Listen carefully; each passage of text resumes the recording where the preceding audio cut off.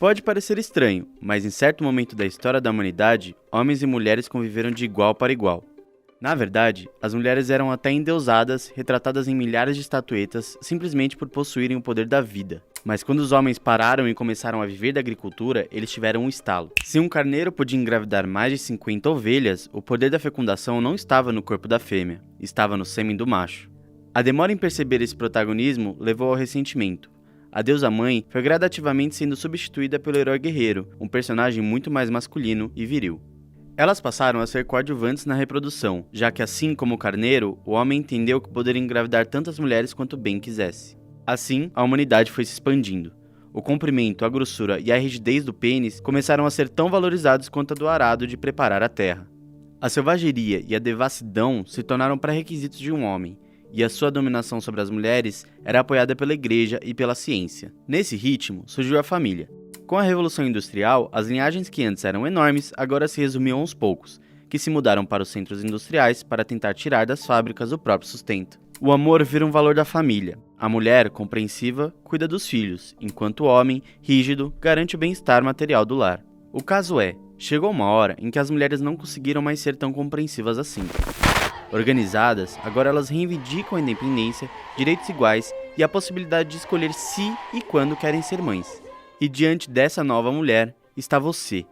Você que aprendeu que ser homem é não ser feminino, nem afeminado, nem dócil e nem dependente. Você sabe o que é ser homem?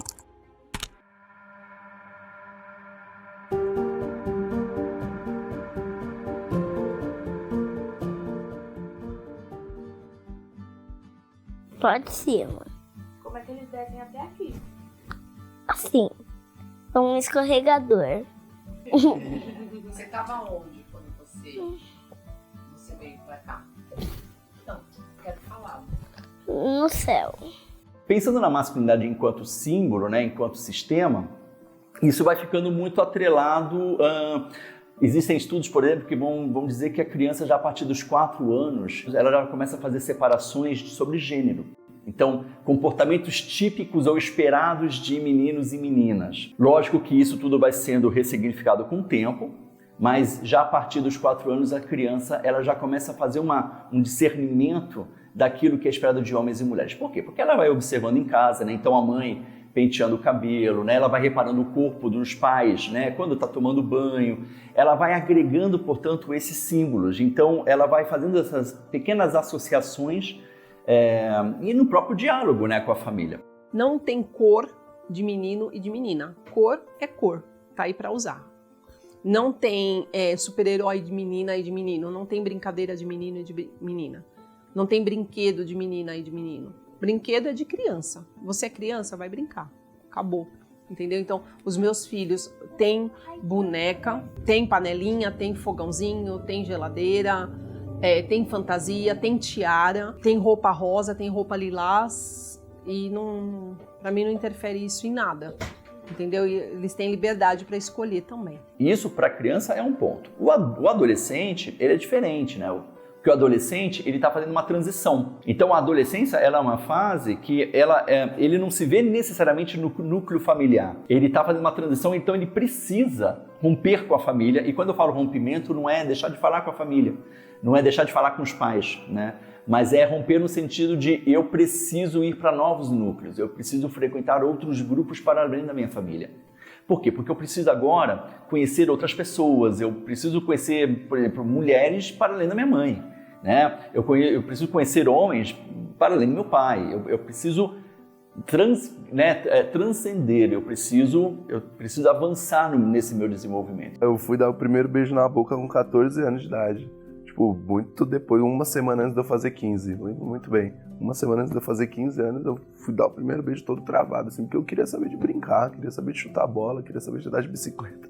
Socialmente, se espera algo desse adolescente, desse jovem, e algo que se espera dele é que você tem que ter uma iniciação sexual rápida logo, você tem que conhecer o máximo de mulheres que puder, você não pode negar sexo, para você ser reconhecido em grupos e ser reconhecido como homem, o sexo ele passa a ser quase como uma passagem, né, uma passagem da idade, né, da infância para a adolescência ou da adolescência para a fase adulta. Eu não sabia nada, não sabia, não conhecia nada, não sabia nem que... Outro dia um amigo falou lá de um site pornô, eu falei, mano, que é isso? Eu acessava site de joguinho, mano, clique em jogos. Não, entra nesse site aí. Tomei um susto. Falei, não... Foi engraçado, porque eu realmente não conhecia, até eu mudar para outra escola que tinha mais pessoas de outros lugares, e que eu fui ouvindo um pouco ali, ouvindo aqui, ouvindo menina falando, aí eu falei, nossa, acho que essas coisas existem, né, acontecem. Desde cedo, nós, homens, somos estimulados a começar a vida sexual. Mas a responsabilidade com a contracepção ainda está, na maioria das vezes, nas mãos das mulheres. E são elas também que comandam mais de 40% das famílias brasileiras. Não à toa, na pandemia, 320 mil crianças foram registradas sem o nome do pai, um aumento de 30% em relação ao ano anterior. Eu não tive pai. Então, logo quando eu nasci, com a minha mãe e com meu pai, acho que eu tinha cerca de 1 ano e 2 meses, 1 ano e 3 meses, por uma relação complicada entre minha mãe e meu pai, ele foi embora. Nunca mais voltou, não o conheci, e fui criado pela minha mãe, que já tinha meu irmão que é mais velho, né? E pela minha avó. Então morávamos eu, meu irmão, com a minha mãe e com a minha avó. Entre esses lugares que estão sendo ressignificados, que estão se transformando, se metamorfoseando, são justamente as paternidades, né? Hoje, quando a gente fala em masculinidade, um dos principais debates é o debate sobre paternidade. Porque a paternidade, ela parte primeiro da referência que eu tenho enquanto homem do meu pai. Ou de quem eu elegi lá atrás como pai, né, no meu passado. E eu me vejo como pai também, como sendo cuidador. Então, esse debate sobre paternidade tem 2 caminhos aí. É o meu passado e a referência que eu tenho, né, das pessoas que cuidaram de mim e a ideia que eu tenho de pai. E a maneira como eu me posiciono como cuidador do outro. Mas nada na minha vida é mais complexo do que criar filho. Isso eu percebi desde o começo, quando ainda eu tinha a presença da mãe. Então, assim, a mãe foi presente dos 0, né, do nascimento das crianças, até 6 anos do mais novo e 7 anos do mais velho. Então, assim, eu comecei a criá-los sozinho depois que eles tinham essa idade. Eu me lembro claramente, assim, nos primeiros dias, assim, que eu me vi sozinho na sala com os 2, assim, e devido à situação da separação, eu estava numa situação social e profissional complexa. Eu não sabia o que fazer. E eu olhei para os 2 e falei, olha, é isso aí. O homem, ele sempre esteve num papel, num lugar muito, principalmente em relação aos filhos, né, muito distante, em segundo plano. Então era a mãe que ficava com esses cuidados, a mãe que era mais participativa.